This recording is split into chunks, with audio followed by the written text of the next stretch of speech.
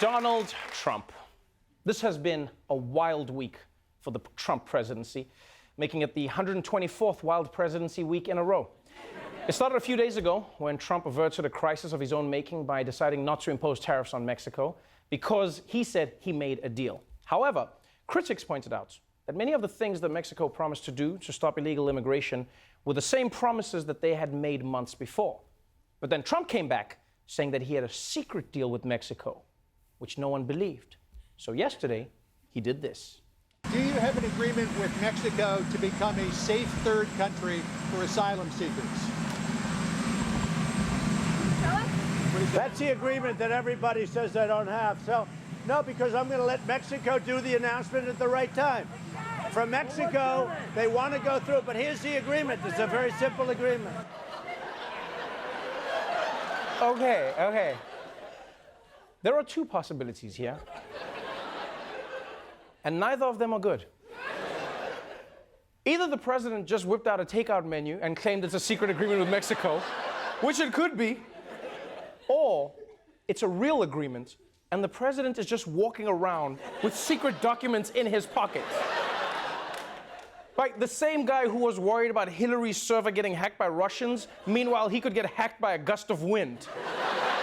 Or even worse, a pigeon could just be like, and here it is, the secret document that, stop that pigeon! Stop that pigeon! It's headed to the Kremlin!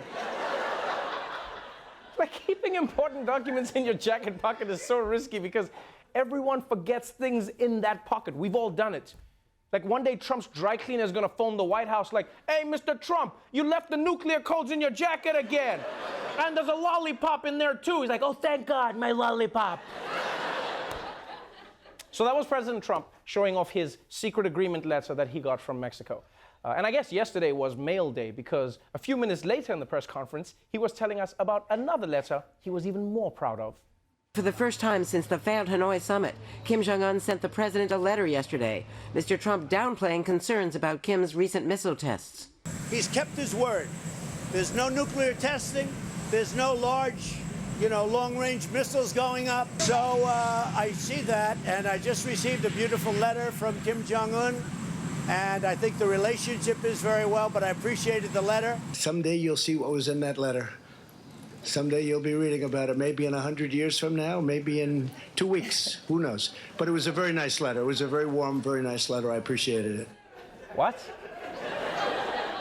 Maybe 100 years from now, maybe 2 weeks?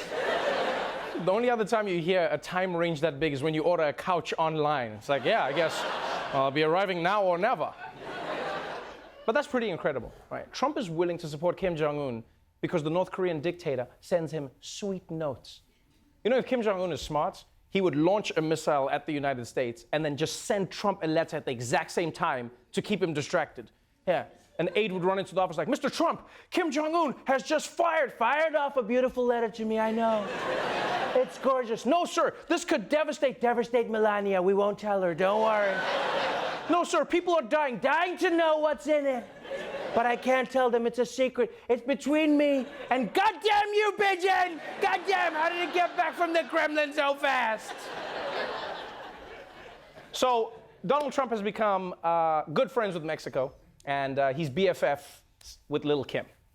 But there's one feud the president is not willing to end, and it's with America's greatest enemy, Sleepy Joe. Well, I heard Biden, who's a loser. I mean, look, Joe never got more than 1%. Except Obama took him off the trash heap, and now it looks like he's failing. He looks different than he used to. He acts different than he used to. He's even slower than he used to be. I'd rather run against, I think, Biden than anybody. I think he's the weakest mentally. And I like running against people that are weak mentally. I think Joe is the weakest up here. Really, Donald? You want to compete with a mentally weak loser? Well, then maybe you should hold a debate with a mirror.